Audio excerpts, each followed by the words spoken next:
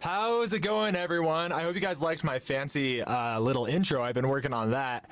A little late today. I was going to start 2 hours ago, but due to my luck, I have been playing around with stuff on my computer for the last 2 hours? Yeah, that's easy math. I don't know why I got that wrong.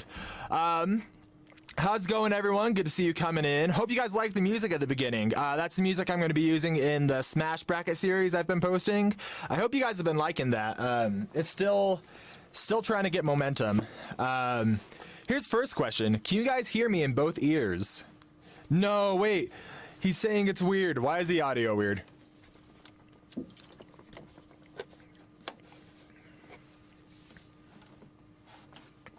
Is that yes, that it's weird? Okay. Only left ear. Dang it. All right, so that's what I've been trying to figure out. When I was recording it, it was coming through both ears. But right now it is only the left ear. You guys might have to bear with me with only left ear audio one more time. I don't want it to have to be that way. But yeah, I don't know. I can't edit while I'm live. It was looking good on my end before, but I do have a new computer.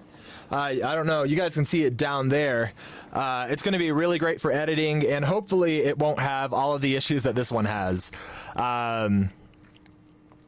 You can hear in the right ear. It's just quieter. Anertimus, just turn up your right ear volume. Easy fix. Anyway, so we're gonna get on with this stream today. I'm real sorry about the weird audio quality. Once again, still new to this, figuring it all out.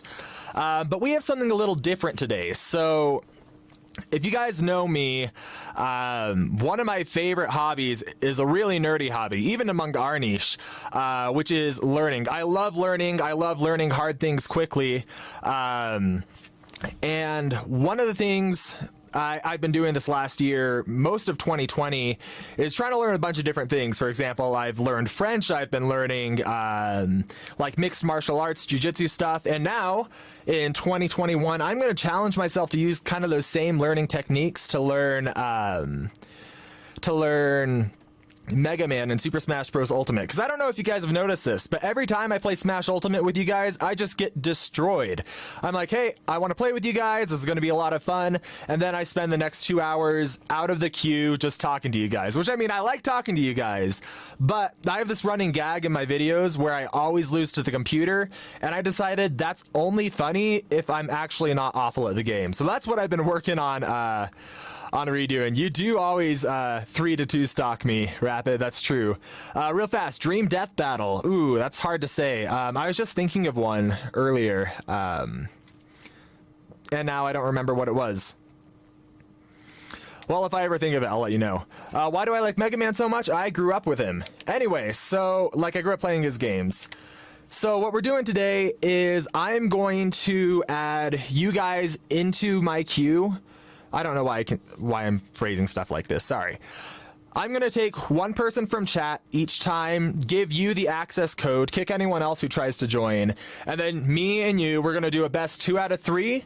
And then, okay, you guys ready for some really fancy effects? I want you to hold on to your wallets because money is just going to start flying out of it when you see this high production quality.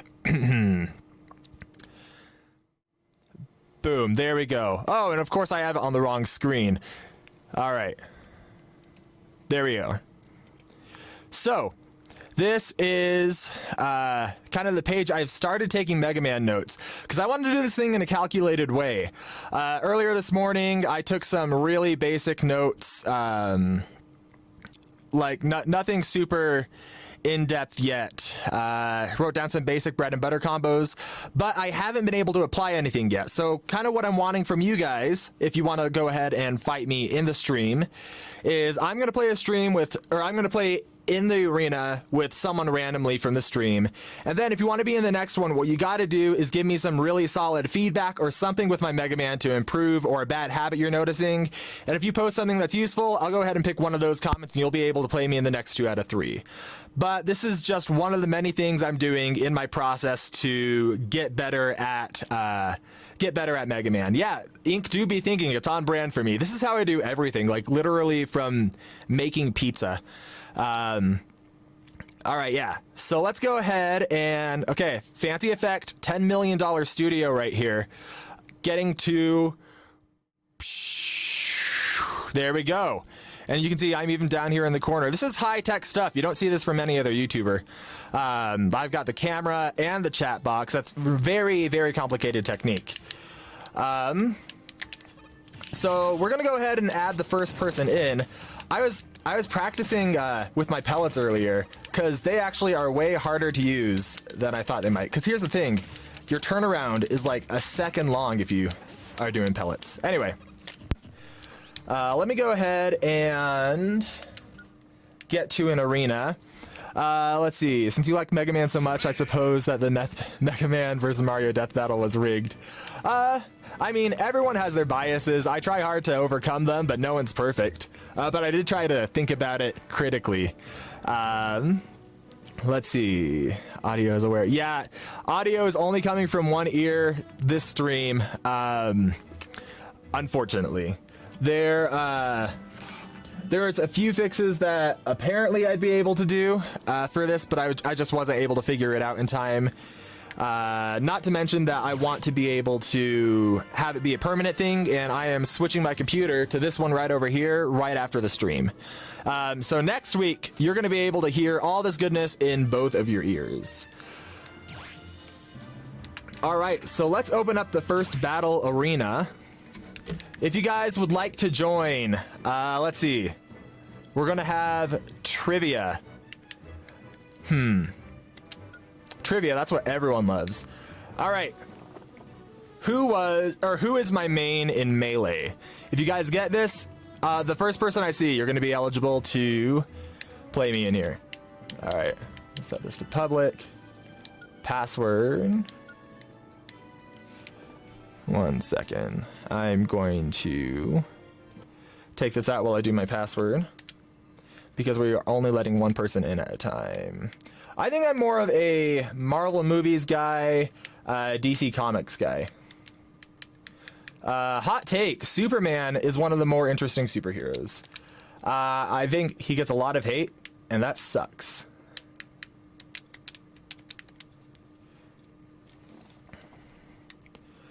All right, create arena. All right. Oh, you got it, Weeb. Ganon. Technically, it's Ganondorf, but I'll allow it. If you want in, then you are totally fine to, as long as here's the kicker. I forgot the password that I just made. You know, I suppose it doesn't matter if you guys see the password, because I'm just gonna kick anyone who's not supposed to be in there. Shut down the arena. Oh, you can't play right now? All right, then who's the next person? Rapid, you didn't say Ganon, but I guess you were the next one after the correct answer, so I'll go ahead and let you in. So Rapid, go ahead and give me your screen name so I know what to look for. I think it's just Rapid, right? All right, we're gonna have this be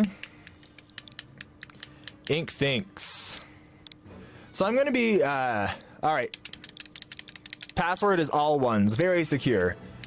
Although I probably shouldn't make my arena password the same as my bank password. All right.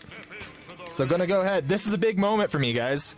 I'm gonna move my camera so you can get all of this. In fact, I'm just gonna turn it off for a second. This has been the default state of my online battling for months. And it's about to change. There we go. Whew. All right, well, if you said it's only 2 people, it's not like some random... You can do that? Change rules. You guys know all these fancy little arena tips that I just have no idea about. All right, Rapid, you are in there. Okay, guys, remember the rules. If you want to fight next, you can either do a donation for an instant join, or you can give me solid feedback on what I need to improve, like a bad habit. And this is going to be a best 2 out of 3. And dang it if I don't suck at this character right now. So this is going to be a good benchmark to compare in a month where I'm at. Oh, dang. He got me with the polite let's smash, bro.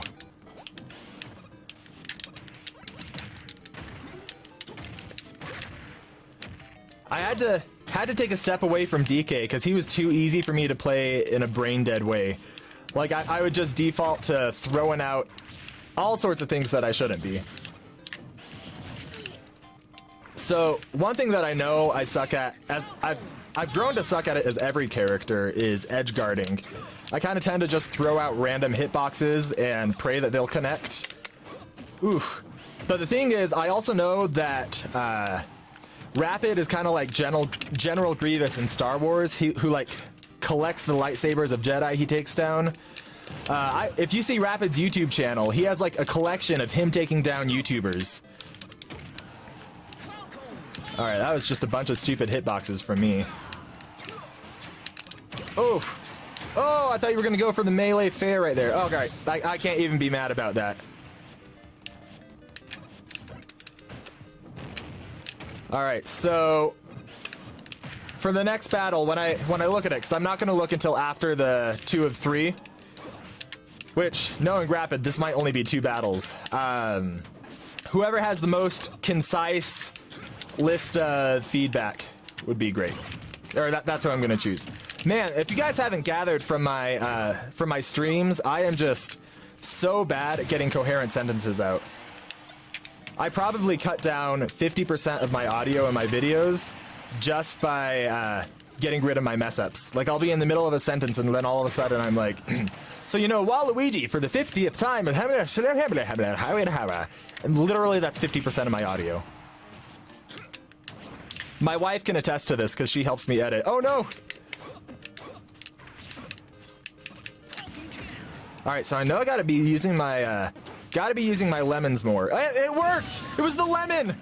Exactly how I intended. So, a nice thing about Mega Man is he does have access to the most hype move in the game, which is... Ugh, just getting spiked off the edge like that, no. He does have access to the most hype move in the game, which is dash attack for any character. Just a general dash attack hype move. Thing is, I don't know how to pull it off yet. Alright, get out of here. The sad thing is, I've been playing Mega Man a total of, I don't know, 20 minutes in Smash Ultimate. And I've been playing the Mega Man games my entire life. And I'm about the same skill level in both. So here's a fun fact about Mega Man that I learned earlier in the day during my research. Oh, man. All right, who knows what determines the direction that Mega Man's Crash Bomber launches you? That's what I figured out, and I did not know it. Do aerials more. That is not specific enough. Join the stream, and for some reason you're only coming out of my left side. Yeah, I don't know why my audio is weird. Trying to get it figured out, but it's gonna have to be next week.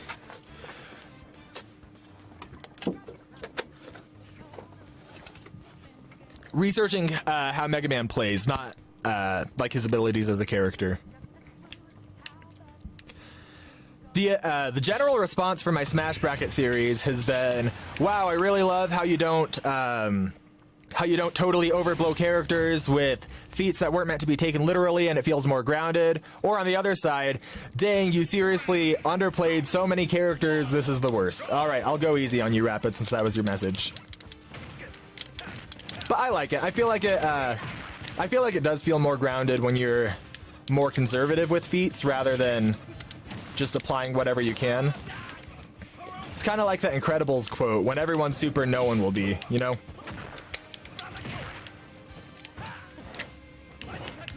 I had someone come in my comment section saying, Mario was 27 quadrillion times the speed of light. Which, first off, the whole concept of being faster than the speed of light is kind of messy itself. Dash attack! Oh, heck yeah. Heck yeah. Okay, sorry. The whole concept of faster than speed of light is kind of messy in and of itself. But also, do you guys know how stupidly fast the speed of light is? I want you all at home, blink your eyes right now. In that time that it took you to blink your eyes, light could have traveled across the entire globe, like around the diameter of it. Diameter, circumference, I don't know. But that's so stupid fast. Like, when you get to that level of speed, I don't even know if it matters too much if you're faster than that. Not to mention, like, people tend to have a disagreement, or not disagreement. There's a whole conversation on what faster than light would even look like. For example, Mario, who's apparently 27 quadrillion times the speed of light, and I just way lowballed him to 32 miles per hour. People say that essentially as you increase your speed, all right, I'm gonna have to just, dang. All right, so let's go ahead and go to my takeaways from that match. Rapid, if you would go ahead and hop out, then we can let someone else in. All right, $10 million studio right here. Boom, there we go. Good games, Rapid. Okay, so we will let someone in after I take some notes. All right, so versus Rapid. Some takeaways I had were I am jumping out of hit stun almost every single time. Let's see. Oh man, versus Battle Wiki is so bad. I know, my mic is pretty messed up. It's only coming out of one side. If any of you can look up a quick fix to that, that would be fantastic. I wasn't able to find anything. Let's see, mic is broken. Tried going shield more, by the way. That's right, I don't shield. I saw someone say leaf shield. That was really useful, but I think that might have been Rapid. Let's see, but I do need to leaf shield. I wasn't using pellets at all. All right, that's probably enough for this one. Go ahead and switch back. Boom. Guys, this is so fancy. All right, who is asking to play? David, sure, you can go ahead and join in until we get something a bit more going too much. You think I use pellets too much? Really? I feel like I wasn't using them.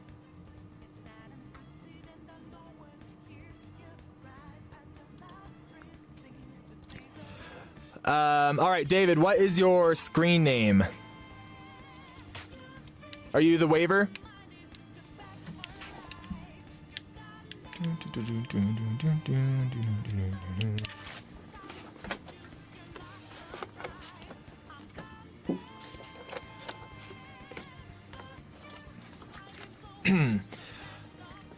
All right, so Piranha Plant, I got a question for you. I'm gonna send it right back at you. What's your dream death battle? You call yourself that online. Sweet. So you are the waiver. Then we will go ahead and send out the best message in this entire game. Dunktastic. Heck yeah. I think you use pellets too much. Mic is broken. Yeah, man, I'm so upset about the mic because it's a nice microphone too. I wonder, I don't think it's a matter of where I talk into it. It's an issue that I have a single input XLR interface, which basically means I can only plug into one side of the ear, so I have to do some sort of filter to send it to both sides. So properties, yeah, I don't know if it's anything I can fix here.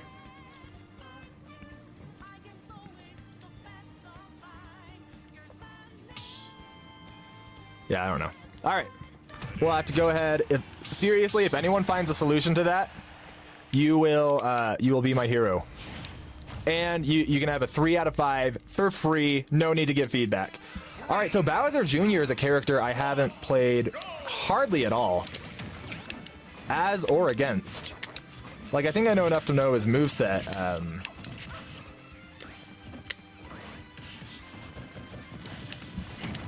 Leaf Shield is such a weird move. Was it always good?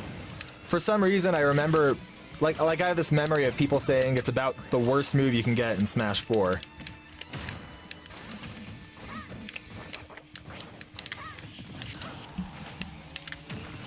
If you guys go online, there's some crazy, crazy kill setups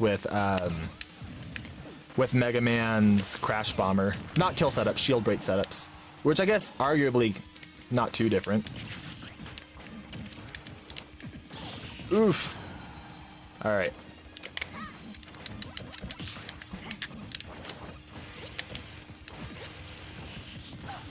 Dash it. Oh no! He cut off my dash attack. There's the stock. Oh, I thought that actually was the stock for a second. So, let's see. While I play, I do have one more thought for you guys, because I can't read the chat super well right now. The next video I'm releasing is Rise of Introspective. I thought he'd be a really interesting one to cover. He's really big in the community, and he kind of just announced that he's taking a step back for his mental health. What I don't understand, I want you guys to guess how many consistent videos did he post before he got 300 subscribers. That was the first update video he did.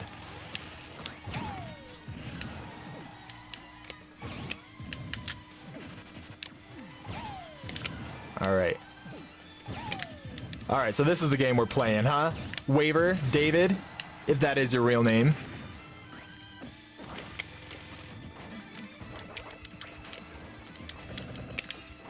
That could have been a down smash.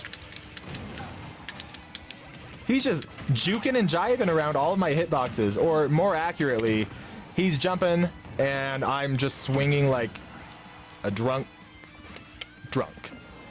All right. That was embarrassing. Oh! Kill confirm into dash attack. Nope. Nope. Nope. Nope. All right. So I know my up tilt kills, but I'm not really sure what else. There we go. Oh no! I thought that would take it. Ooh. Man, it's so cool to see a Bowser Jr. main, though. I feel like I never do that. Nothing but bangers from Ink's mouth. Is that a comment on my audio quality or my philosophy? No! Let's see. Luigi versus Pac-Man. I forget who I have Luigi matched up against. But I have Pac-Man up against Pikachu. Alright. No! Alright, that's fine. Let's go through some comments real fast. If you're talking about Ink, he plays DK2. Quiet. I hear the game quiet in the left ear. Dreams like to smash bracket. I agreed, but I don't agree with not using power scaling, but to each their own. I think power scaling to some sense makes sense. For example, we know that Kirby is really, really durable, and King DDD was able to hit him hard enough that it stunned Kirby. So we can probably say with certainty that King DDD hits pretty hard, but we can't say Kirby can move 40 times the speed of light, which, by the way, I don't think you can. I'd have to look into that. We can't take that and then say, so DDD can also move this speed. There's too many variables. Maybe shield more. Drunk is philosophical. Yes, it is. From what I heard, No, Mario no way is multi-solar system. He doesn't have anything like that. If you want to take his sports feats somewhat literally, then you can kind of make that argument. But most every argument I've had on that, or I've seen about that, is based pretty on some pretty shaky territory and using major outliers. But if you want to change my mind, I'm happy to have that conversation. It's just, I think when people kind of lowball or take the conservative approaches with Mega Man and Mario, they still line up fairly closely. But even if you want to take the more liberal interpretations, using their more extreme feats, kind of highballing them, they also still line up really well. If you want to get Mario to win really consistently, you're going to have to use different logic for both Mega Man and Mario. Alright, no! Mewtwo versus Dark Samus. Oh, dang it, I was reading chat. I have Mewtwo versus Sephiroth right now. I think that one's going to be super, super cool. F-Smash kills. Supernova feat. Go ahead, explain the Supernova feat. Sounds familiar, I just need to... I feel like I've heard people mention it before. And I know it's one that I looked into. My brain is just in a blender right now. Alright. Here's a bad habit I'm noticing I've kind of taken back at myself. One of these days I'm going to be able to talk coherently.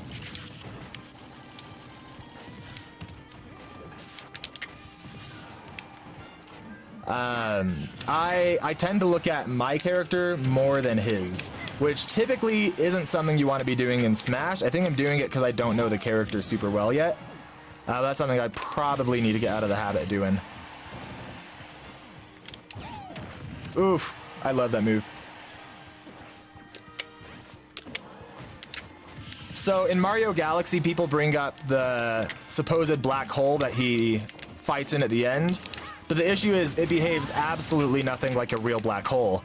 And that's fine. You can say they have the physics of their own universe, but then you can't take those physics and try to apply the kind of force it would take to survive a real black hole to those black holes, unless they behave the same. For example, Mario was able to survive that at the end there, but so was his hat. Like, his hat stayed on his head, and I know that's just gameplay mechanics. Or I guess visual mechanics, but you could also say, like, there were a bunch of different satellites that he was able to play on and move around, and those wouldn't be there if it was behaving like a black hole. You wouldn't be able to see anything if it's like a black hole, and to some extent, I think we need to give leeway to game mechanics, like I said. But in another sense, we really can't apply real-world feats to something unless it behaves like that real-world counterpart, if that makes sense. I've got Ken versus Terry. I'm not super set on that one, though, because I feel like that's been done before, but I do like it. You're not doing enough. Now you're not doing enough pellets and still not shielding. All right, I'm going to shield. We're going to do this.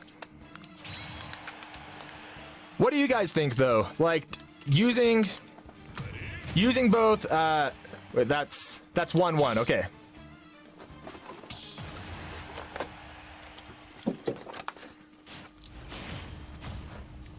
Death Battle did do Ken versus Terry, but Death Battle also has a different rule system and different way of measuring feats than I do.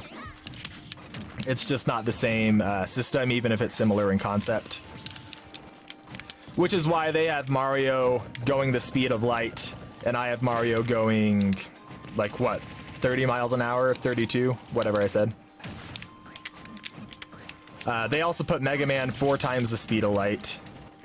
They're just, I think Death Battle is more focused on the spectacle, like finding whatever they think would be the most fun to watch, and that's totally fine. But I think the issue is when that informs, oh no, when that informs how you interpret feats, then I think it's hard to be consistent with characters. But what I don't understand is why they took Mario's castle demolition feat seriously, where he picks it up and kicks it away, but they didn't take the mop feat seriously, which is in that same sequence where he just takes a giant mop and deletes the castle. Like, that seems like a way more impressive feat. With his kick, he kicked it away, but he mopped so hard it disintegrated the entire castle. So I don't know what they were doing overlooking that.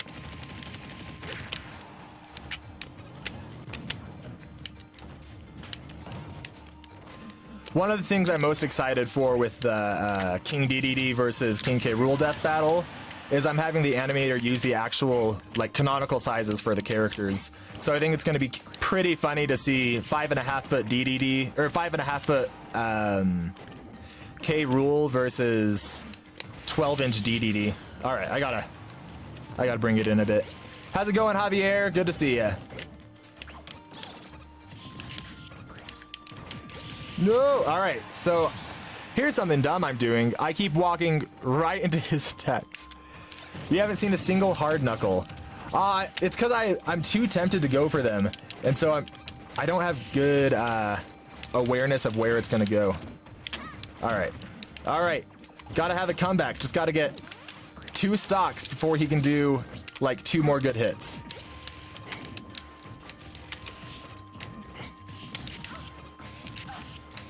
Oh, thought I could get 3. I got greedy. No, no, no, no!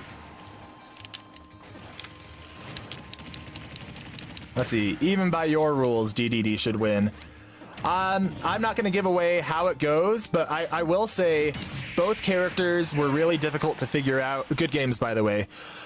Both characters were difficult to figure out by going just off the feats they display. Like, there are certain things you can scale, like King K. Rool. One sec.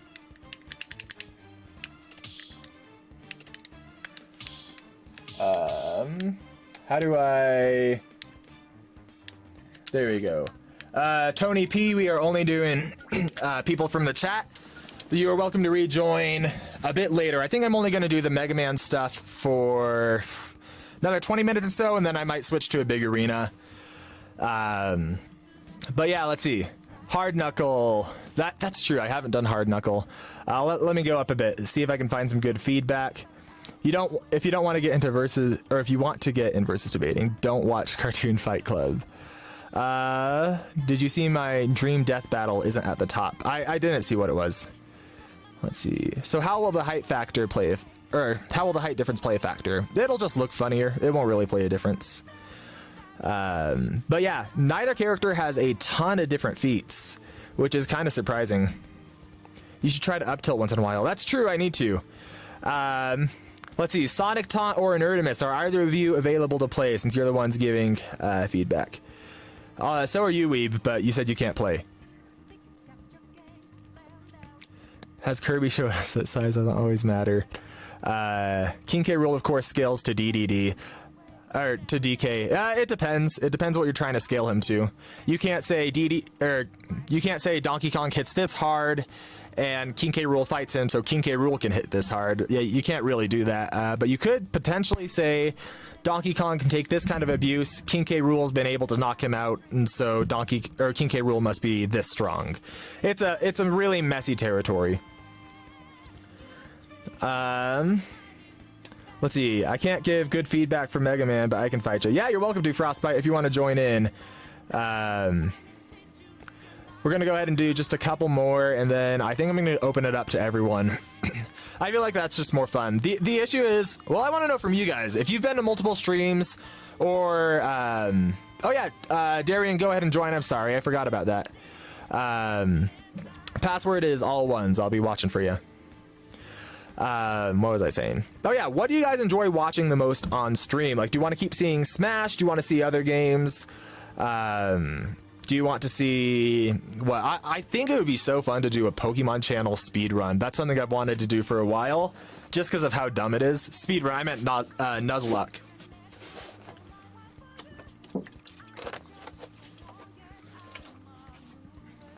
Let's see. People obviously compare King K. Rool to Donkey Kong's moon punching feat. I don't think that there's enough info to make that comparison in a fair way. Friday Night Funkin'. I haven't done that. Hades. I do have Hades installed.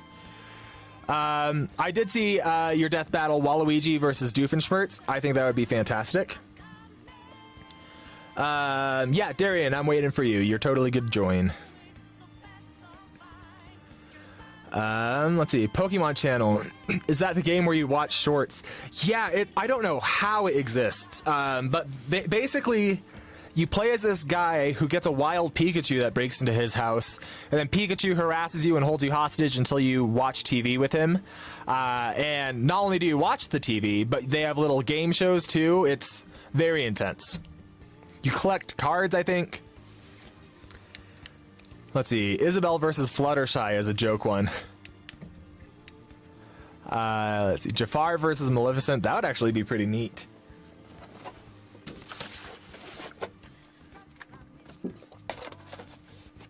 Mario Kart with the viewers.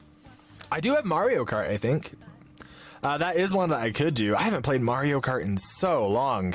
Is that something that you can open up with everyone? Or something where all the chat can play? Let's see. Favorite Mega Man game? That's hard to say. I think it's probably the newest one, Mega Man 11. First you gotta get set. Alright, that is just fine. Pokemon Channel, Villager versus Scorpion. Let's see, Isabel versus Fluttershy. So yeah, if you guys do have any feedback, what you'd like to see me stream, anything like that, I would love what you guys think, or love to hear what you guys think. Just finished Mega Man 5 today. Mega Man 5 is a blast, man. I love that one. Scorpion would be so hype. What age did you start playing Mega Man? I think about 5 years old. Maybe 6. I'm still bad at it though. Overwatch. I have never played Overwatch. Overwatch and Minecraft are two games that I've never played. I played Minecraft right before Steve came out, actually, for my video. But it's a brand new thing to me. Mario Maker. I don't have that one. I do want to get it though. Melee streams. Heck yeah. Oh man, I would totally go for Melee streams. I wonder if I have Jackbox on my Switch. That'd be cool to get set up. I'm actually going to switch this over to my face cam and check real fast. I hope you guys appreciate those effects. Well, the thing is, I was going to check real fast. I don't have my Joy-Cons. So Smash it is for now. Minecraft servers, stream with the boys. How do you stream Minecraft with multiple people? Like I said, I'm so new to it. I think I'm one of the only people who haven't played that game much. Is Cuphead like Mega Man? Kind of. It's kind of like Mega Man. Where are my Joy-Cons? I might text my wife and ask her to bring them to me. Oh, what's the ID? The ID, it should be right up there in the corner, which you can't see because I blocked it off. Let's see. There we go. Fancy transition. Boom. D286J. Depends which version of Minecraft you play. If I like Cuphead, do you think I'd like Mega Man? I do. It's kind of similar in the sense that it's a platformer where you shoot stuff. They're difficult for different reasons, though. But they're pretty cool. I would love to do Mega Man Maker, though. Oh, did you go ahead and join instead, Frostbite? Rather than Darian? Oh, that's right. He was saying Frostbite go. Okay, cool. Oh, yeah, I'm going to text my wife real fast. Mega Man 11 is on the Switch store, and it really probably is my favorite. Will you bring me Joy-Cons? Cool. All right, let's go. Hey, I feel like I just saw this matchup. Do you play with Pro controllers or Joy-Cons? I play with the Smash controller. If you mean for other stuff, then I do Joy-Cons. Pro controller's too expensive, although I'd love to get it. All right.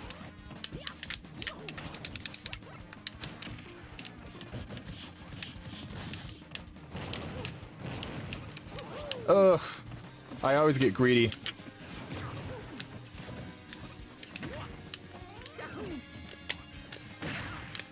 Hey, thank you.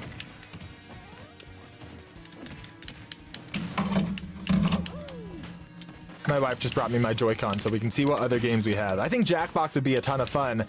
The thing is, I don't necessarily trust you guys to not get me canceled by playing Jackbox. I don't know how other creators do it, but it does scare me. Gonna be totally honest. Also, I'm never less funny than when I'm playing Jackbox. Just true story right there. Oh man! I honestly like playing Mega Man though in Smash. Do I think you should start with 11? I think 11's good. If you want kind of what most people consider the definitive experience, you could do Mega Man 2. Or you could get the Mega Man Legacy Collection. That's also on the Switch store, and it's not too expensive. It's less expensive than a standard game. But that's got, I think, 6 or 7 of the games. Mega Man 1 I don't think is worth the playthrough. Mega Man 2 definitely is, though. They have difficulty settings on it, which is something new for Mega Man. It's something that it didn't have when it was created. I think difficult setting is the original, but they added easy because it was too hard. Alright. The turnaround is so weird on those pellets.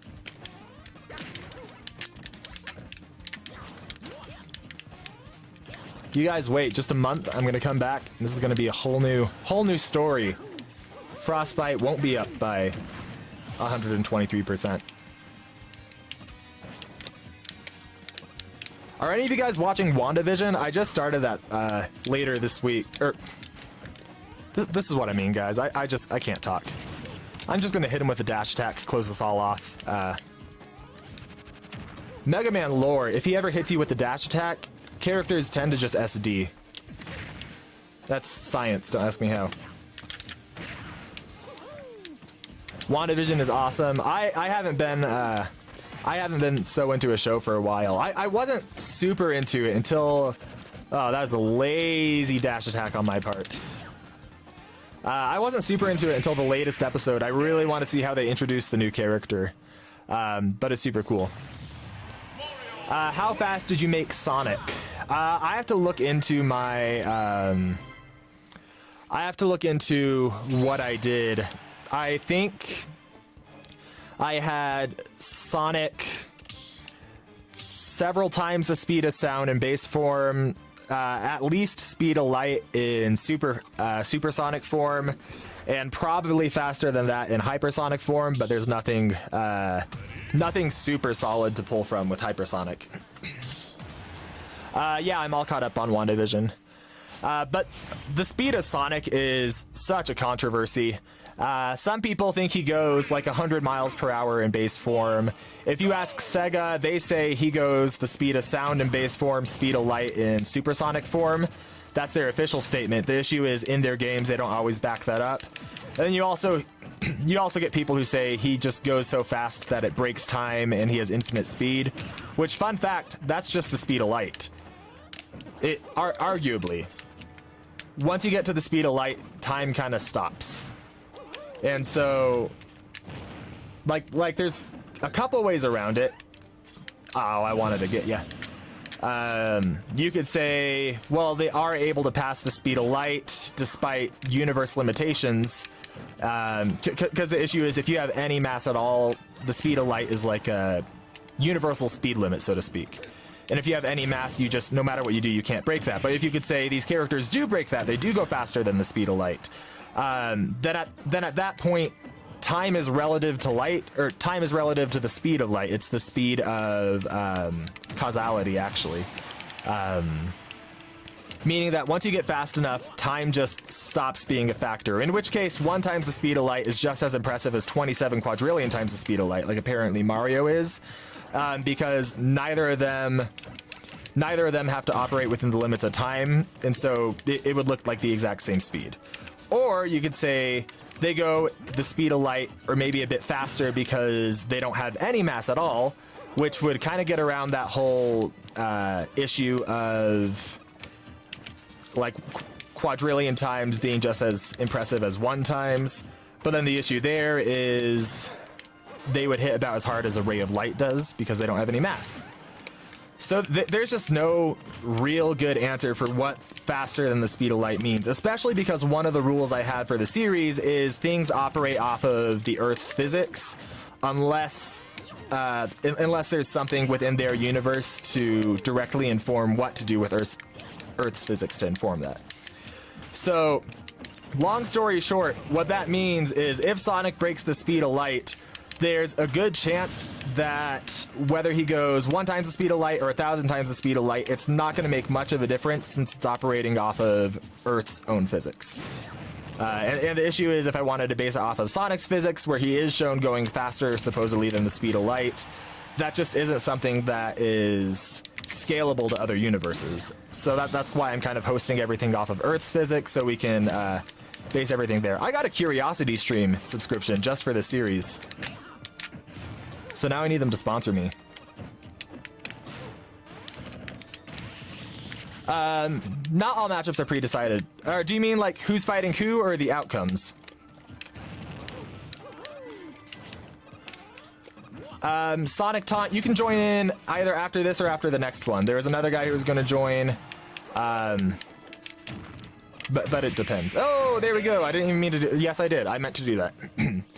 Let's see how people responded to my speed of light musings. Start with classic. Who's excited for Bowser's Fury tomorrow? That's different. Well, I believe he's at most a tiny bit faster than light speed in base, or 9 times faster than it in base. Yeah, that's the issue, is whether he's light speed or faster than light speed in base, which the only thing that really backs that up is a statement by one of the characters, which we're not counting for the series. They would have to actually show it. But that runs into the issue of whether it's 1 times or 9 times the speed of light. It doesn't really matter because time is stopped. Is that... Let's see, I beat you that time, so there's one more. Captain Midnight constantly sponsors Curiosity Stream. Man, I love Captain Midnight. His channel's so good. It's funny when playing Xenoblade 2, villain saying he can move speed of light and can be heard by anything with mass, but main character goes super and can outspeed him somehow. Yeah, it's because game developers don't actually think about physics. They just think, hey, this would look cool. And that's about as far as it goes. That's the same thing with Sonic, honestly. Like, I think you can measure his speed to be faster or slower than what they intended, but genuinely I think this is how the official conversation for Sonic speed went. Not saying that's how it's actually represented, but in planning I think they went, well, Sonic is named Sonic, so he can go at Sonic speed of sound. But what if we make him golden? Well, that's supersonic. What's faster than the speed of sound? The speed of light, and supersonic's yellow.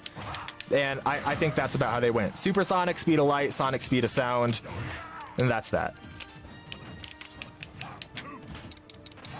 But like I said, I don't know how it actually measures up, and I don't know what to do with characters that are faster than the speed of light. What do you guys think? Given that we're operating off of our own universe's physics, what would you do with faster than light characters? Because it does feel kind of lame to make a speed limit where everyone's moving the same speed, but also, like, if we have the rule that we're moving off of the Earth's physics, that's kind of what it would look like.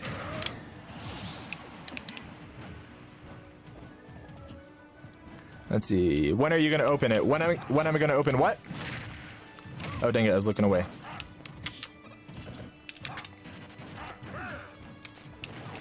Let's see. I wonder who in this chat is going to go Mario against his Mega Man. Oh, Frostbite just did that. I think they would just say it gets slower than light, because then it's too crazy. I don't have any issue with them somehow moving at the speed of light and just kind of saying, yeah, that doesn't really make sense, but supposedly they can reach this. Because that doesn't... Like... Because time still moves to some capacity until you reach the speed of light. But once you reach the speed of light, time stops. Oh no!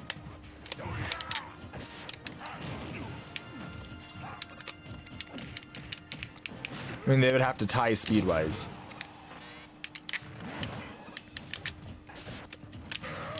That's the thing, though, is even if characters move faster than the speed of light, which by the way, I mentioned earlier, if you blink your eyes, by the time you open it, light could have traveled around the planet, which is stupid fast.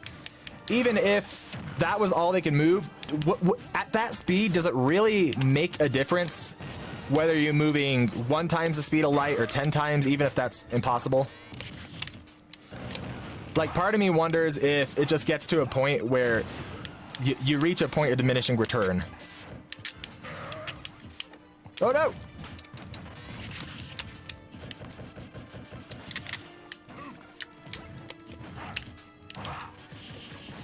Woohoo! I feel like we just... You mean you remove speed as a factor once they both hit light speed?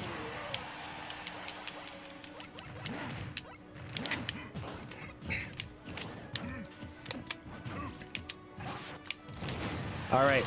I'm gonna take this win. No one's gonna beat me as my own X-main. No!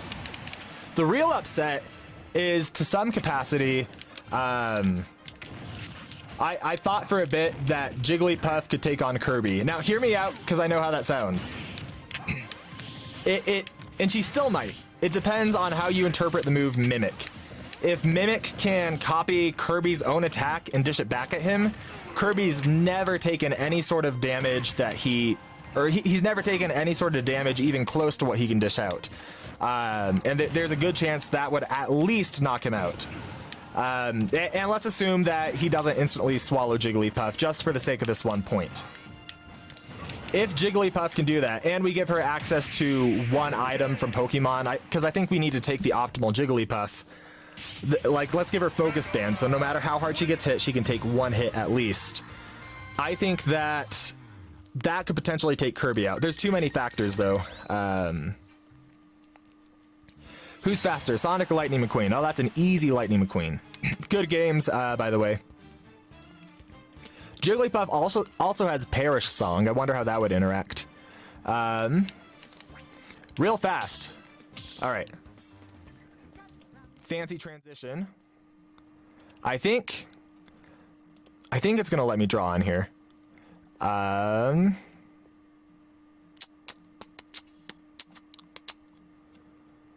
Let's see. All right, I see that you just joined in there. That is all good. I'll play you in just 1 second. I need some sort of pencil. All right, that's not going to work. All right, 1 sec. Online whiteboard. Is this it? Start drawing. Okay, cool. So, this is time. Can you guys see this? There we go. There we go. All right, I'm going to hide the chat for a second so you guys can see this. Let me do that. Window capture. Let's make this a bit more like... Okay, cool. There we go. So, this is time. And then down here we have... Oh, I can type. This is fancy. And this is space, okay? So, speed is just a relationship between how far across space you move while time passes. And the point... this line right here at base, I'm drawing very, very straight. This is the distance that light travels. So eventually, let's say you're just standing still. You're not moving in space at all, but you are moving through time. On the contrary, though, let's say you can reach that max speed, then all of a sudden, you're moving at the same space, or at the same speed that space operates, and by doing that, you're not moving through time. Anywhere in between is going to be somewhere in here. Even if you're really close to the speed of light, because nothing can totally reach it, you're going to be like over here, so very little time passes. But, oh yeah, here, let me make my cam smaller, you're right. So that's the issue, is essentially, if we allow characters to reach the speed of light, they're going here across time. And if they're 1,000 times the speed of light, they're still going here because this is when time stops. Anyway, that's my that's my little illustration. I'll go ahead and play you guys now with something you care about. There we go. Let me get a drink of water.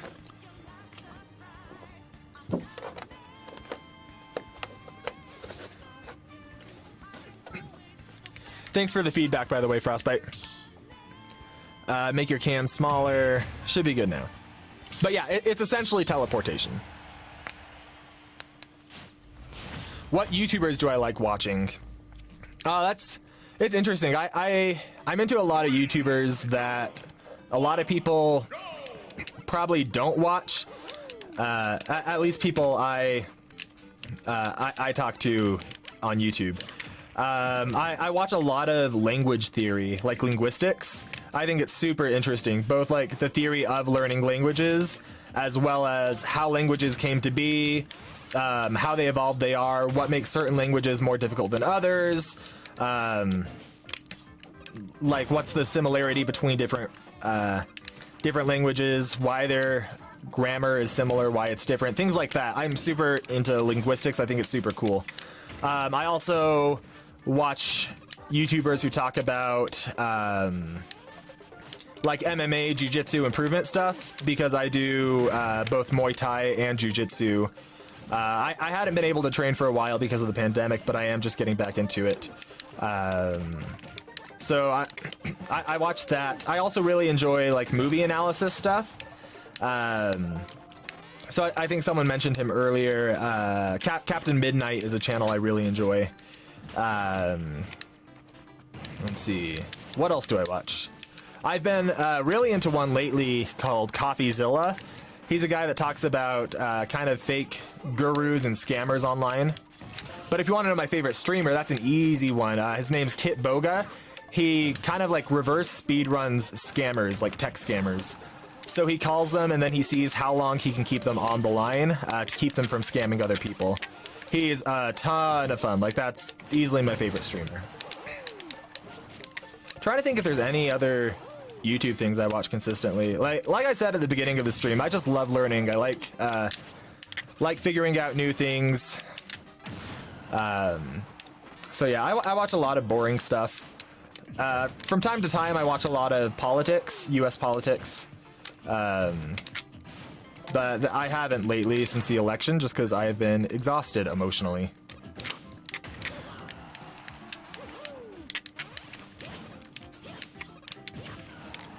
We're doing best of 3. Let's see. Watch any Minecraft YouTube stuff. Not really, but I am going to soon. The reason being, I'm doing Rise of a YouTuber named, what's his name? Skip the Tutorial. He does a lot of different things, but he also does a lot of Minecraft. And then if that goes well, then the following week I'm going to do a Rise of Dream and talk about how he got to where he is, kind of briefly summarize the whole speedrun controversy now that it's kind of all settled. I think that'll be interesting. And I watched a few of PewDiePie's Minecraft videos, but I don't watch a ton of game stuff. Like I said, almost everything I watch is educational.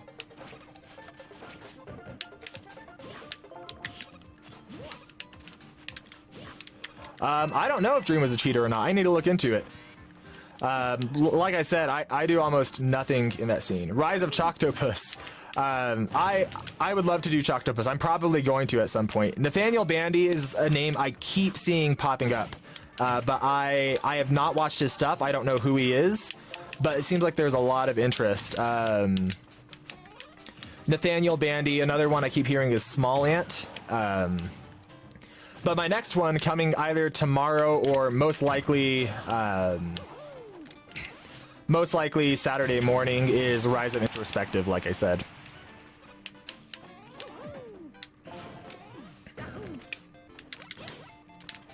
Failboat, yeah, that's another one that I've seen pop up a lot. He's also on my list. I could probably pull up who's on my list off of my phone. No! Oh, that gave me a heart attack, Dad.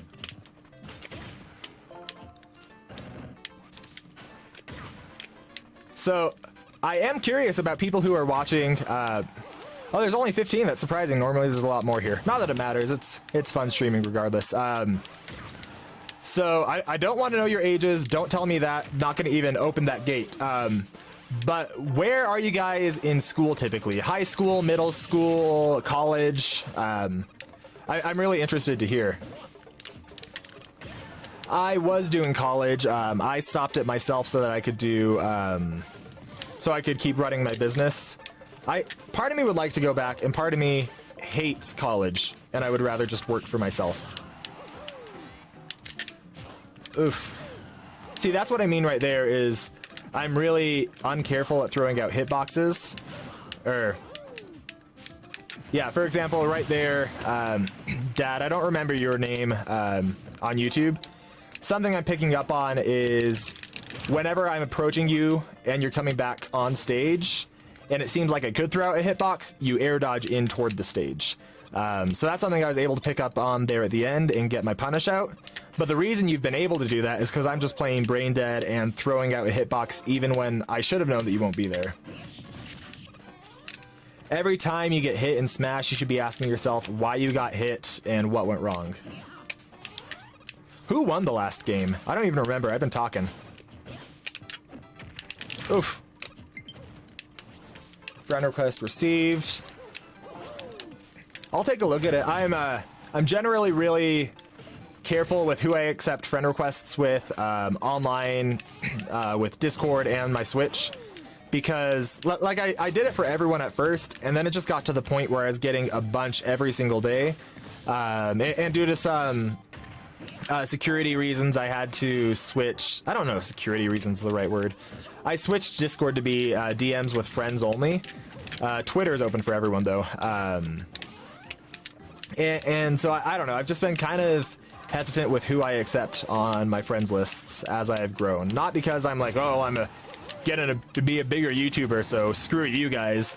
But more just, I want to be able to, if someone talks to me, give them the respect that they need and properly take the time to answer their questions.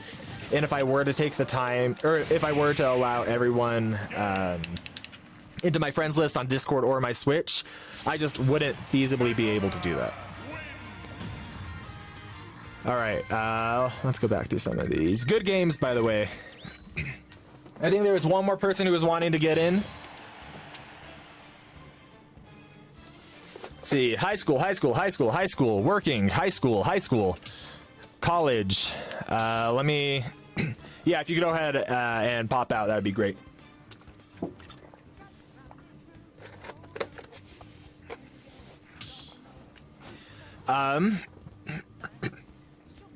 These streams always have me learn interesting things about you. Oh, well, I'm glad it's interesting. Let's see, how am I doing? I'm doing well. Health-wise, to answer your question, Nerdimus, I am also doing well. Yeah, Sonic Taunt, it was you. And then Weeping Weasel, I'll get you next week. But yeah, health-wise, I was coming off... They told me it was COVID and strep throat at the same time. And yeah, Sonic Taunt, it is your turn. Password is all ones. They told me I had COVID and strep throat.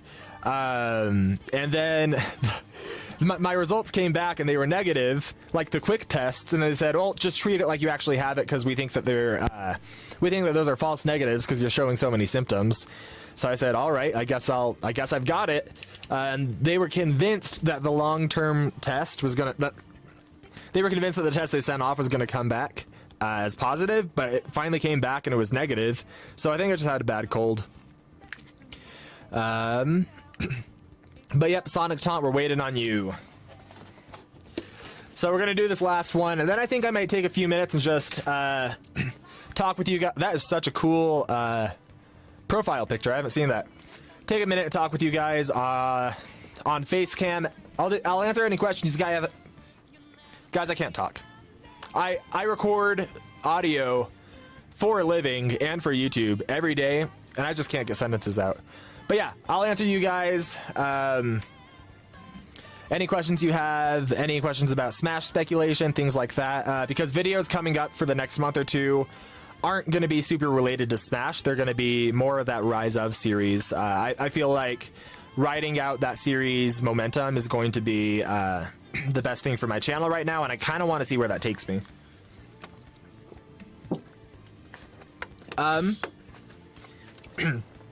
Game Explain. I kind of want to stay away from Rise and Fall of, but we'll see.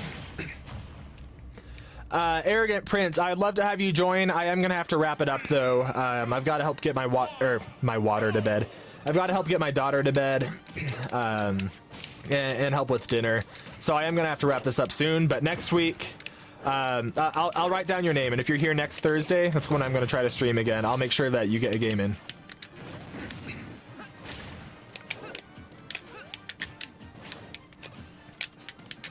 So I think one of the things I'm going to need to do in my own practice is just like spend an hour or two moving around as I shoot pellets, because it's just so unintuitive.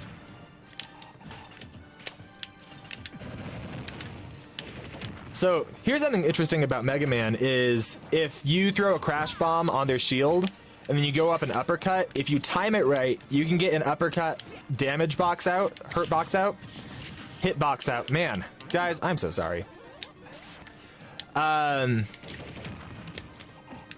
If you time it right, you can get an uppercut hitbox out, and then you get interrupted by the crash bomb damage, and then you get another uppercut hitbox out. And so you can break their shield instantly with just off of a crash bomb. I don't know how to do that yet, though. Oof. Like I was saying earlier, though, I'm researching and scripting Introspective's video right now. I don't understand him. Like, I feel like his growth is so weird. He posted 83 videos before he hit 300 subscribers, and they weren't even like, when I looked at Little Z, he had a lot of videos posted before he really took off, but they didn't have a ton of views. But he had several videos over 100,000 views, and not even like, not even today's views. If you look at them historically, they had a really good reception and a bunch of different views, and he still... It took 83 to get 300 subscribers. I don't understand it. I feel like I've got to be missing something. But it's not even like the other way around, where he could seemingly gain a lot of subscribers really fast, but he would have privated videos in the end. Like Omni had hundreds of videos that he had privated that paint a more accurate picture of what happened. But with him, there's no way to... I just don't understand. And it's not even like... Gosh, Introspective, how could your growth have been so bad? I just, like, I don't think it's bad, I just don't understand it. It doesn't make any sense to me. Like I feel like with those views and that number of videos, you could actively be saying, I'm sorry, I'll respect that taunt in the future. With those views and that number of videos, you could actively be saying, don't subscribe or I'm going to hit your grandma with a dead puppy. Something like that, and you would still get 300 subscribers. I don't understand. No, it's not people watching years later, because I went back and looked at it historically, and there's definitely some inflation for that. But they all still had really decent numbers. But I don't understand it. Like... I don't know, like, I feel like I must be missing part of the story, but there's not really a part of the story there to miss. The only thing I could think of, which there's no way he did, is if he posted the videos, kept them all private, hit 300 subscribers, and then unprivated all of them. I don't know how to, oh, dang it. I don't know how to comprehend this. Anyway, Company Man, I love his videos. His format is great. I've studied his channel extensively, actually. Like, went through probably 30 videos and took notes on, like, how long of an intro did he have? What did his thumbnail look like? What kind of things did he say in his intro? When did he time his transitions between photos? Things like that. How long was his... outro, what topics got the most views. Like, I probably had several pages written up all on notes on Company Man's videos. Yeah. Anyway, I could probably do one on him pretty easily, but I don't know. Introspective doesn't strike me as the kind of guy who would doesn't strike me as the kind of guy who would viewbot. I would love to expand beyond just gaming. It's difficult because on YouTube you need to have some sort of specificity. Like, You need to be niche enough to be interesting to the same people in each video, but broad enough that your content stays interesting. That's a dumb sentence. It's like a balance between the two. Oh, you hate to see it. Man, that's rough.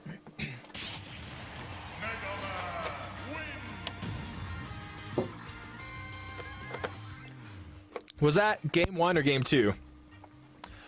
Ink, please, what? I'm not sure what you were asking for.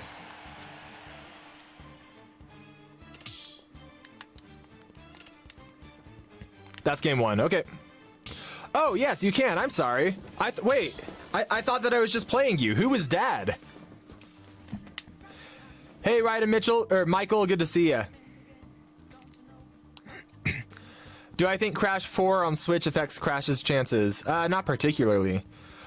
All right, well, Darian, we had someone come into the arena that I thought was you that whole time. Huh. Well, if you snuck in, I guess we got some games.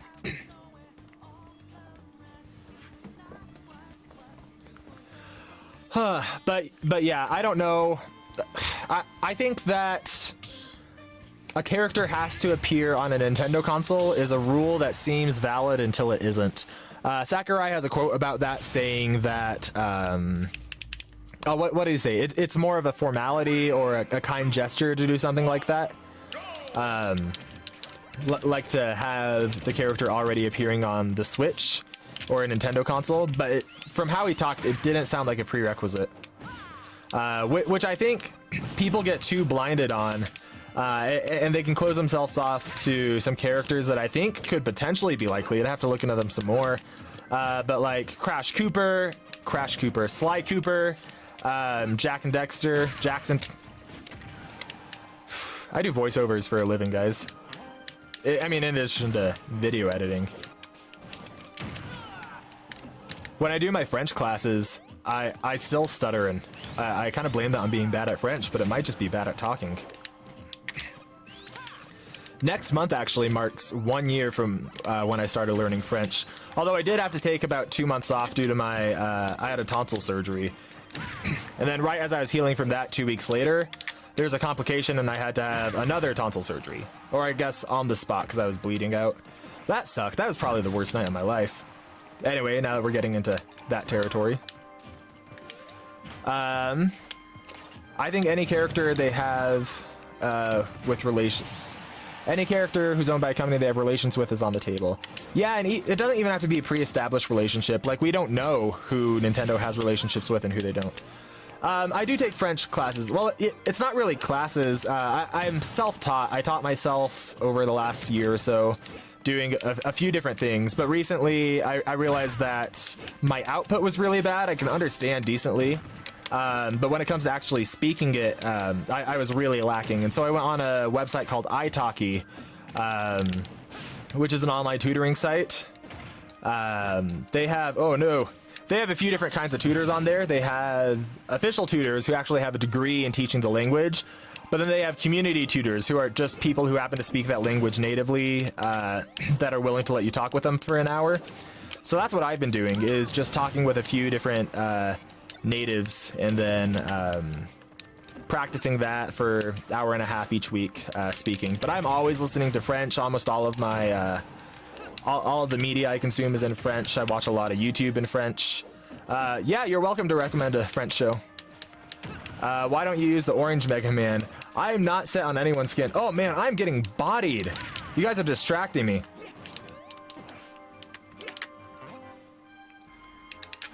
No joke, I almost just gave you a homie stock. That would have been embarrassing.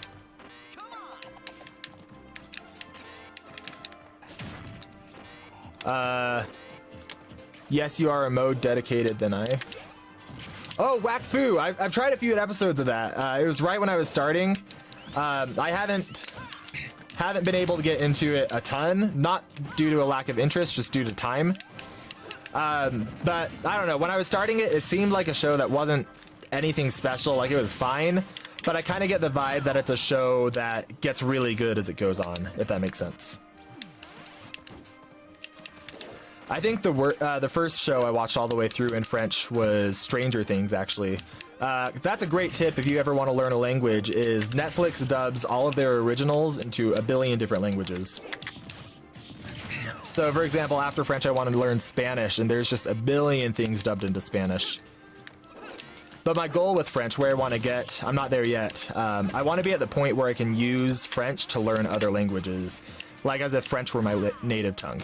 So instead of using English resources for Spanish that have translations from English over to Spanish, I would use French resources. For example, there's a textbook called Asimil. It's not really a textbook, it's more like a workbook. But it's a French company, and they have a bunch of different languages available if you learn it from French as a native language, but not so many if you learn it from English. So that was one of the things that got me motivated to do that. But like I said, I'm still a ways off. I think probably another 6 months to a year before I'm ready to use French as the basis for other things. Because I'm conversational, I could get by probably if I traveled, but I'm not at the place where I feel like my grammar or vocabulary is good enough to learn another language with French as a foundation. Oh, there it is. Oh no, there it isn't! Oh, the upset! Oh man! Dang. You're bilingual? Oh, you speak Japanese. I would love to speak Japanese. That's another thing I'd love to learn. Yes, Darian, you can join. I'm sorry, I thought I fought you before. Someone snuck in and pretended to be you. So let's go ahead and thanks for the game, Sonic Taunt. I know, that was crazy ending. I had something like that happen to me in tournament, actually. In Melee, there's a glitch on there's a glitch on the Pokemon Stadium stage where you just go through the floor.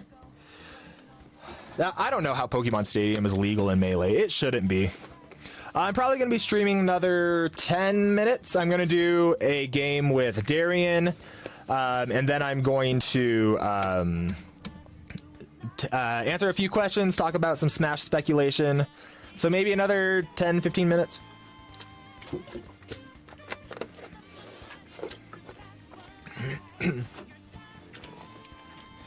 Let's see. I don't even remember how I was taught French. Wait, do you speak French, or do you not remember how you learned it? Here's something interesting about language learning theory, because that's what everyone is interested in. Rise of Company Man. Would you guys actually like to see Rise of Company Man? Because I would 100% love to make that video if you guys want to see it. Let me move my camera down a bit. So yeah, interesting piece of language theory. By the way, Darian, password is all ones if you're joining. Oh, and ID is right up here. Anonymous, you're a mod. Would you help him out?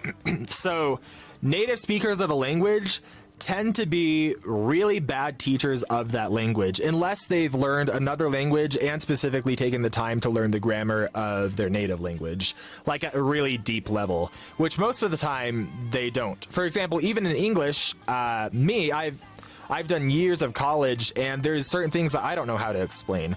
For example, if I say the sentence, "It's a big red dog," that sounds more natural than "It's a red big dog." And the reason for that is there's actually an order of adjectives in the English language. I don't know what they are because, like I said, I'm a native speaker. I just kind of assimilated it naturally. And I wouldn't be able to explain that to someone. I would just kind of say, well, that's how it is. But if it were... if I were someone who learned English to a really high level, I would be able to articulate that. So I think that's something interesting. That's you, Darian? Sweet. Let's go. Oh, threw me for a loop. Joker name and profile picture. Oh, that's right. You did help me with that, some guy. Duh. Mais ouais, j'ai appris le français pour, je sais pas, peut-être un an, vraiment 11 mois, mais je suis encore très mauvais à la langue, spécialement à la grammaire, c'est très difficile pour moi, et aussi il y a beaucoup de mots qui est très bizarre et très difficile. Mais oui, pour moi maintenant c'est juste, comme j'ai dit, je sais pas, 11 mois, mais... Oh, I thought you were dead. Mais peut-être après, notre 6 mois, je sais pas, c'était. I always forget the future tense. Plus facile, mais oui. I was basically just saying, I've been learning French for a while, and I'm still not great at it, and I still have a few more. I still have a few more months to go if I want to get really good at it. But yeah, like I said, it's only been a few months. Accent is good, but pronunciation is a bit rough. Yeah, I know. There are definitely a lot of words that I need to work on. It's so difficult with French because French is super similar to English. And so there's a lot of different words, or there's a lot of words that are spelled super similar and used in pretty much the exact same way, but the pronunciation is really different. Or I guess the issue isn't that the pronunciation is super different, it's that it's different in nuanced ways.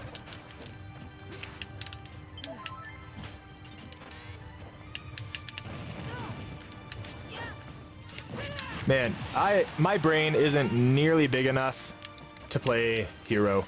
I can't handle I can't handle all the different abilities. I don't even know what they do now. Other than whatever you just did scares me. No! Oh, I lived. No! Ah, good game.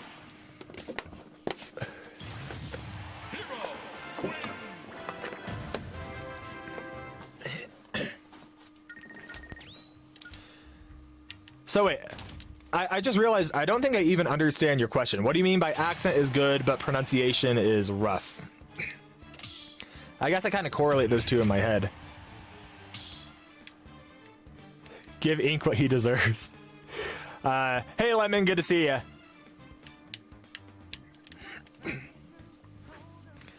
Darian is sick. Well, I hope you get better. Oh, I'm so funny. Hit him with the kamikaze. Limited from playing online for an hour because he accidentally disconnected. Oh, that's rough. I never play online. I never play. I have started up Red Dead Redemption 2 again. Man, that game, I have a mixed relationship with it. I think it's one of the best games I've ever played. As far as design and amount of work put into it, the game is incredible and it's gorgeous. But there was a time where I never ever played games, and I would overwork myself like 70, 80 hours a week, never taking time to relax. So there were two games. I told myself I was going to make myself play more video games and watch more movies, which I know is like a really weird goal, but that's legit my New Year's resolution. So I told myself I'm going to take 45 minutes every day and sit down and play games. I'm not allowed to work. I'm not allowed to listen to anything productive. I just need to relax. So the first game I went through was Bloodborne. That was a lot of fun. It was the first game I played in a long time. The second game I started going through was Red Dead Redemption. And I got so into that game. Like, I loved the game. And I was probably 70% of the way through it when there was a power outage and my PlayStation crashed and it deleted everything on the system. And I lost everything. That was probably 3 months ago at this point, maybe a bit longer. Dang, I need to start playing smarter. But I just haven't been able to get myself back into the game. It was too difficult to go back because I was so emotionally invested in it, especially because I was using it as a way to relax, like for the benefit of my own mental health. And then losing that, it sucked. Oh wait, why'd you kill yourself? Homie stock? Or do you have to be done? Oh, I see.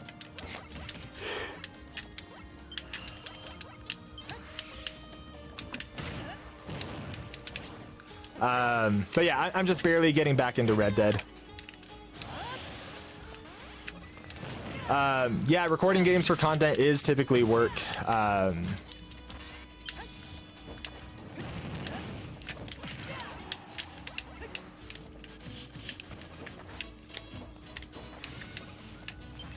What does kaboom do? Oh, I don't like that at all.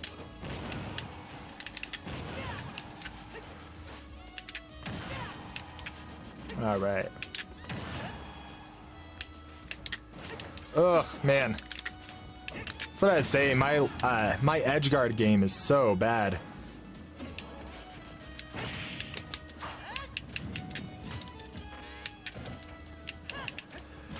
Still trying to get your horse back. No, I got my horse back, which I'm so grateful for. Because when I put in the game the other day, I was thinking, man, if I don't have my horse, like, just the thought of having to go get it sounds like such a headache. But I had her back. Her name's Brandy. But Brandy is back. So yeah, I'm kind of back in the swing of things with the game. Although, people are usually surprised, like I said, when they hear that my New Year's resolution is playing more video games and watching more movies. But like, here's the thing. Everyone wants to be a YouTuber, and of course they do. It's like the coolest thing ever. But there's a part that people don't talk about, which is you are always working. And it becomes to the point where even watching YouTube, even like YouTube videos that you enjoy and you'd watch before, becomes a form of work. Because, at least for me and the way my brain works, is... Oh, you hate to see it. At least for me and the way my brain works, if I'm watching a YouTube video or a YouTuber, oh dang it, I'm constantly asking myself, well, how did they do that transition? Or why do I like this? Why do I do what I'm doing? Why do I watch what I'm watching, if that makes sense? Good games, by the way. I'm gonna have just a few minutes talking with you guys, and then gonna close out the stream. There we go. Thanks for the games. YouTube is not my full-time job. I would love for it to be. Right now, like, full transparency, here, do you guys want to see my YouTube statistics? That's something that people don't show, but it's super interesting. I'm going to show it to you guys. Let me make sure I don't dox myself. Yeah, it should be good. Should be good to show you everything here. All right, so this is my YouTube studio. I'm going to shrink this down so you can see everything. Here we go. And then I'm going to shrink my webcam a bit. Move it up there. All right. So we can see, like, this is my last video. This right here, this is the most toxic part about YouTube, is this ranking by views thing. What it does is it takes your last 10 videos and then shows you how they rank within this period of time. So for example, in the first 5 days, 13 hours, my Scott the Woz video had 91,000 views, which is insane. Like, at my channel size, I have absolutely zero right to get that amount of views. But the issue is that this sort of ranking doesn't, like, it doesn't account for outliers. So I post a video, Mario versus Mega Man, which, all things considered, for my channel size is doing really well. But if I take this back, let's see, when did I start really dedicating myself to YouTube? I think it was, yeah, like right here, Bizarre World of Nintendo Commercials. This is one that I put out, has almost no views. It was a different style. But this was probably my average amount of views for, it was probably my average amount of views over a week. 1,000, over 1,000 if it's doing really well. 5,000, things like this. Like, this was a really good performing video for me. But you kind of tend to lose grasp of that scope and that scale when it shows you only your 10 latest videos. So for example, 3.1 thousand, to me, looking at that, it's hard for me not to see that as a failure, like thinking, dang, this video bombed. But I don't know, that's really difficult. Anyway, so channel analytics. So yeah, this is the amount of subscribers I've got, and this is what I'm making each month off of it. Last month I made a lot more. I made about 900. So far this month though, about 354. So what's interesting is I'm trying to put 100% of what I make from the channel back into the channel because I have a job outside of this, so I don't need this to get by. So that's why I'm making my Smash Bracket series. Each video costs me about $400. So I'm taking everything I can do, or everything I can make from the channel, and putting it into that series. So in the last 90 days, I've made almost $2,000, which is crazy. That's enough for five Smash Bracket videos. So that's why I'm really hoping stuff can grow, like my channel and my views, because then I can afford more of that. Anyway, so this isn't enough to get by as a full-time job. I'm a dad, I am a husband, I own a house, I have a business. There's just too many expenses to be able to live off of it right now. But what's interesting, if I go to my analytics, audience, is that where I'm going to see it? So subscribers in the last, let's say 90 days. I've gone up 8,000 subscribers in the last 90 days outside or out of 11,000, 12,000 subscribers.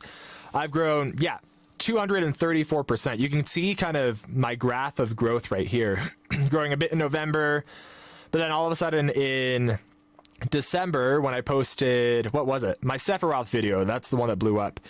Subscribers just started shooting up. Oh, these are views. So that you can see a similar thing here. Job besides YouTube, it's hard to explain. It's a business that gets contracted to do administrative support for other businesses as well as video creation. So I'm always in Premiere and After Effects. But yeah, so this is kind of what my growth has looked like over the last 90 days. And it's been crazy. Like if I can keep this momentum going, I think I'll get to a place where I can have YouTube as a full-time job in the next year. Like genuinely, I think I can hit 100,000 by the end of the year, which is crazy to say, but I do think I can get there. And if I get that, it'll be at a place where at the very least it's reliable enough of an income that I can hire an editor. So hopefully I won't have to do too much and I can handle things a bit better. Because right now I work a lot. Let's see. He's a YouTuber for a company. Yeah, actually, I am hired right now to figure out how to grow a YouTube channel, which is why I was able to start posting again back in posting. Smash home run contest. Okay, wait, real fast. You guys have to see this. I'm going to open this up. Because this is crazy. And only 12 people have seen that because I have it unlisted. Oh, wow, this was before I was using my capture card. I don't know. I probably tried for an hour and a half to pull this off. Come on. Come on. Come on, guys. I'll skip forward, but... Dang! Okay, anyway, getting back, topic at hand. You can see... Oh, where was it? Oh, I did a 1,000 subscriber Q&A. Oh, I thought highly of myself. Let's see, I think... Yeah, so between April and August, I didn't post anything. And then if you look at my posting before, it was really, really sporadic. That's because, oh my goodness, few people will ever see this video. Secretly, the best video I've ever made, a literal egg wraps against a potato. And then I made like a Spider-Man video. Posting was really sporadic. I got married, my wife got really sick, then I had a kid. So there were a lot of... there was a lot of inconsistency in my posting, so I wasn't able to properly grow. But right after one of these, I think after my Everything You Need to Know About Mario that I unlisted because it just did awful and I didn't want to have that on my page. You guys want to see the egg video? All right, remind me as I'm signing off and I'll post it. But you guys have to react to it in my Discord or something. Yeah, right around here I started actually posting again.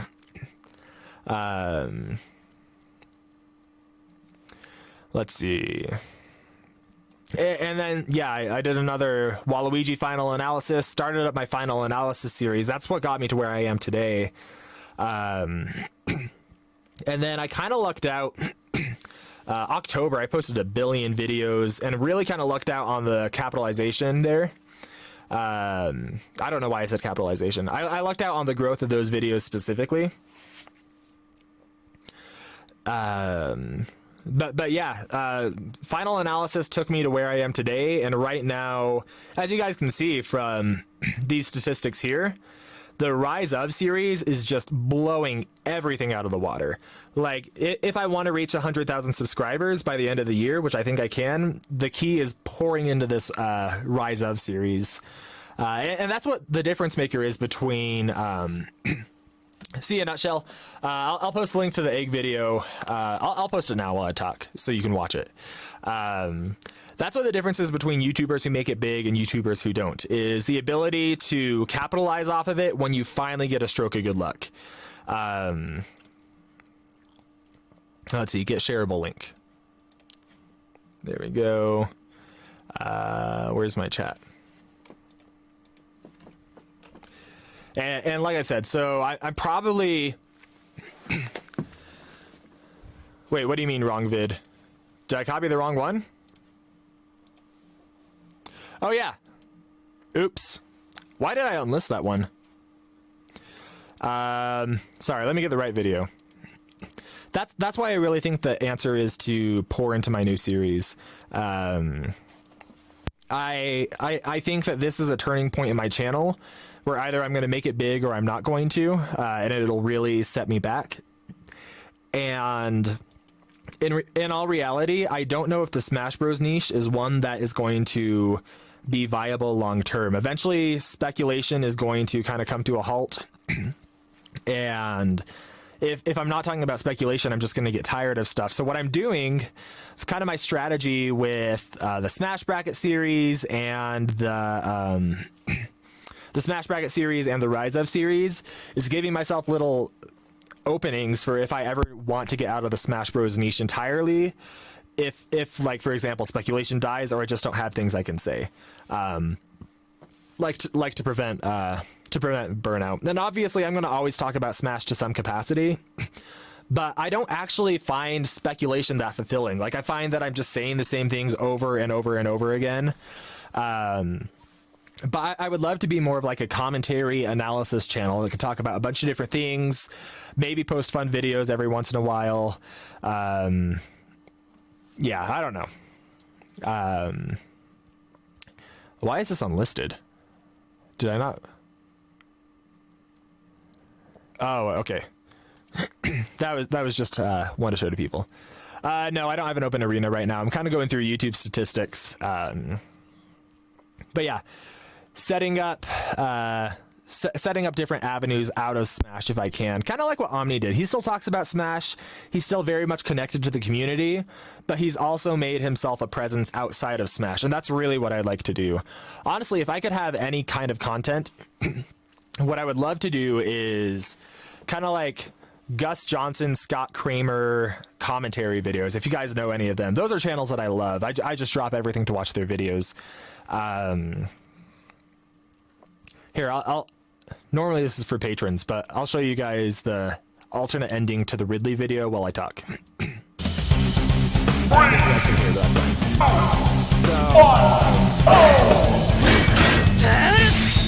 What was I saying?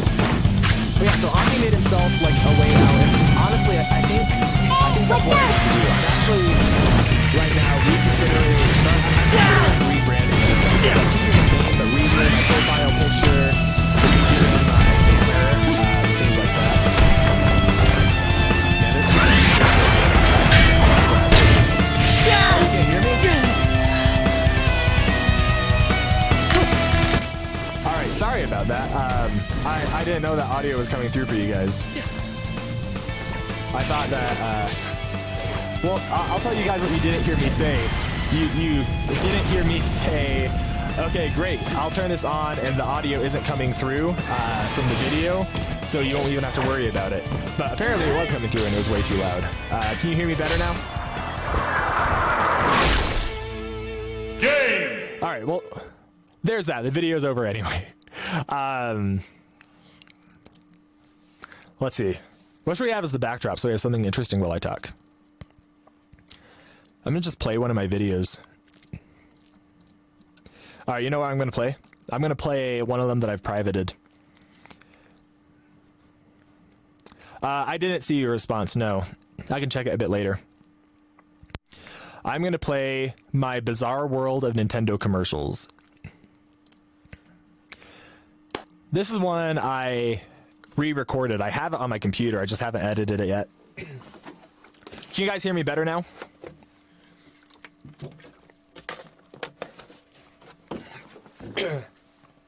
All right, cool. Let's see, if I make this full screen, or, well, let me just make it bigger for you guys so you can actually, there we go. That'll do. What was I saying? I remember it was something I wanted to talk about. How long ago have I been posting on YouTube? I started around, I think, 2018. Yeah, I think like July of 2018. But yeah, the video's muted. You can hear me though, right? I started posting around 2018, but it took me a long time to be able to post consistently. I've only been posting consistently in the last few months. And I don't play Splatoon. I don't know. I kind of lost my train of thought. My point is, I don't know. YouTube is kind of everyone's dream job, I feel like. In fact, statistically, there's a ton of people who want to be YouTubers. Out of the 21 people watching right now, while I get some water, post yes if you guys have ever wanted to or entertained the idea of being a YouTuber, or if you think like it sounds like something cool.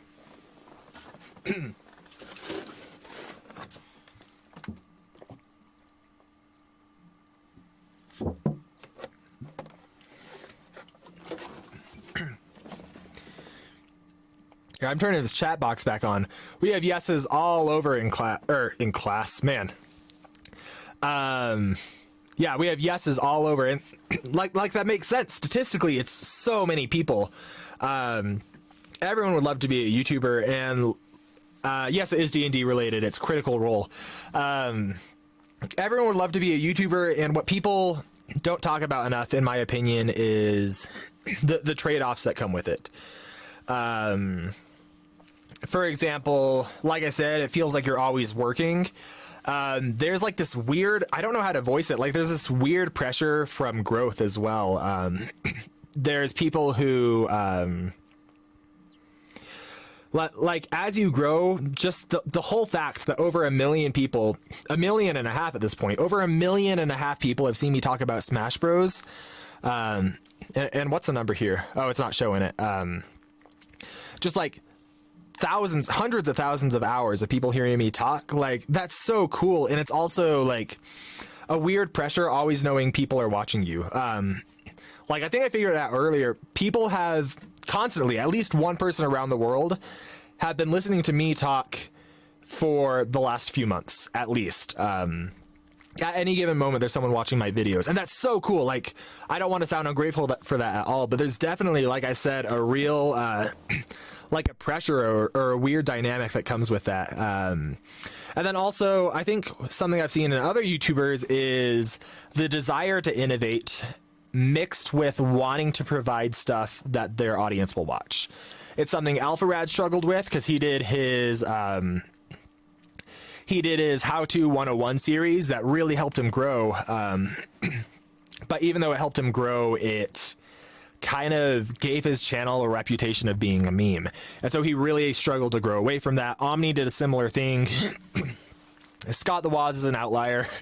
Oh man, best scene in this whole thing, my dance moves. But yeah, I don't know. There's a real struggle between wanting to be true to yourself and make stuff that you find interesting, and also making stuff you think your audience is going to watch.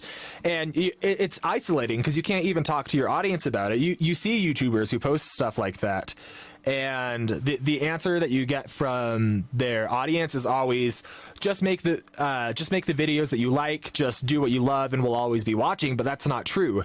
Like, people could have every intention to do that, but people don't always know what they want to watch. And so it's a really weird dynamic of trying to balance that and figure out what stuff to make and when to make it. the other trade-off is like this, every single time I post a video, it's like I'm really proud of it and I post it, and then I'm just constantly checking the analytics, like how many people have seen this versus the last 10 people, how many people have seen this, or last 10 videos, and almost like judging my worth or the worth of my videos based off of how they compare to the stuff I've done previously, which is just like really toxic. And I think it's something every YouTuber goes through.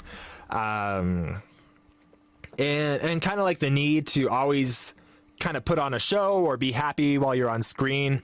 I'm a happy guy, but I think that it's something that's really draining on YouTubers, even streamers. I remember when I started dating my wife, we'd probably been dating for a while. I told her I wanted to be a YouTuber, and back then I thought I would do vlog videos, believe it or not. Let me see if I can find this actually. It was on my personal channel. I don't know what I have there, so this is a dangerous path. So my name's Jacob Penrod IRL. Oh, dang, there's a country singer? What? Okay, you're kidding me. 1 second. If I look up Ink Thinks, you know who beat me to the Ink Thinks name? Granted, I rank now, but for the longest time, where is she? This lady right here. Oh, that's cool. I see my friend's channels. Ink Thinks. She's an online writer, and she makes videos and articles about dogs and squirrels, and it's very happy.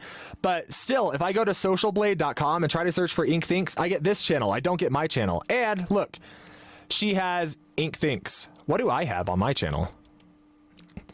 Wait, did I lose my custom URL? Man. Anyway, sorry, I'm getting off topic. Apparently, there's a famous country singer who shares a name with me. All right, this is my personal channel from years ago. Oh man, this is embarrassing. Oh, and I even privated my Smash video. Okay, I'm getting off of this now. Oh man, that's embarrassing. I posted music back there when I was 16. It was something that helped me out getting through tough times. Man, that's embarrassing. So I posted a video on my personal channel. It was Melee versus Smash 4. Which one's better? I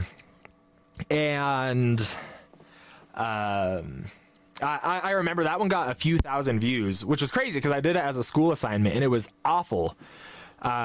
But anyway, I remember around that time I talked to my wife, soon to be wife, saying I want to be a YouTuber because that's just the dream job. I can turn on a camera for a few hours a day and that's it. Like it's going to be so easy.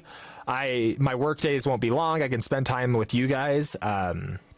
But that was just like, that was really naive and a misunderstanding of what being a YouTuber is like. Because in reality, here, I'll throw something else up for you guys. This is a cool one. In reality, like I said, you're always working. Anyway, I've gone off on a tangent. I was supposed to be done streaming hours ago. I'll show you guys this battle because this is a really cool one. This is kind of the predecessor to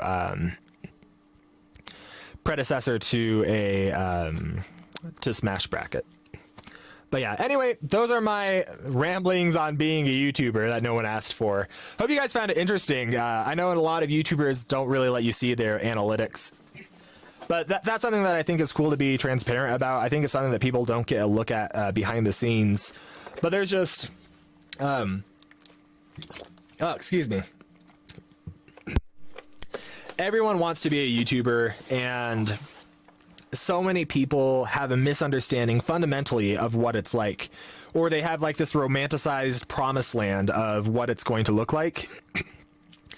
And I feel like there's not enough YouTubers out there who are honest about what it's actually like. Because it is the coolest thing ever, and you're also constantly seeing YouTubers who have nervous breakdowns or burnout.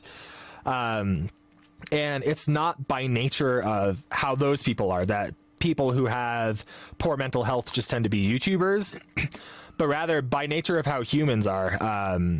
I think the pressure that comes from being a YouTuber, the whole concept of thousands and thousands of people watching you at any given time for some YouTubers, it takes a toll on you, and it could really break people down, especially if they don't know how to cope with it. And if they go into it blind like I did, thinking it's going to be like this romanticized, super easy promised land of I'll make videos, people will watch them, that's that, it'll be easy. I think if you go into it like that, people are going to be blindsided by the reality of it, and it's going to make it harder for people to reach that, kind of reach their goals with it. And then people also have all of these bad ideas of what will actually make them a successful YouTuber or how to get there. But that's a whole other story. That's a whole other video. If you guys want to hear me talk more about this stuff last week, ask me any comments, leave it in the comment, or ask me any questions, leave it in the comment of the video, or tag me on Discord, message me on Twitter. Anything you guys want to know about what it's like being a YouTuber. Granted, a small YouTuber. But yeah, anything you guys want to know, any questions, advice, what it's actually like, hit me up at any time. I'd love to talk about it next stream, something like that. But yeah, that's the stream for today. I hope you guys liked it. Sorry I rambled here at the end. But yeah, anyway, easy peasy, shut down Discord, do the house arrest. Yeah, you see that all the time. It's really sad. I could talk about this for hours though. Let's see. I consider YouTubers small until they're probably around 50,000, and then kind of mid-tiered until a few 100,000. Anyway, yeah, thank you guys so much for watching. I don't watch 2.5 Men. I will see you guys next stream. And I know what you're thinking, Ink, you always cut yourself off, and that is true, I do. But I have a way around that this time. I'm not going to do it anymore. I have an ending screen. Ready? Ending screen. All right, anyway. Thank you guys. I will see you next time. Be on the watch for that introspective video, and I will see you soon. See you guys.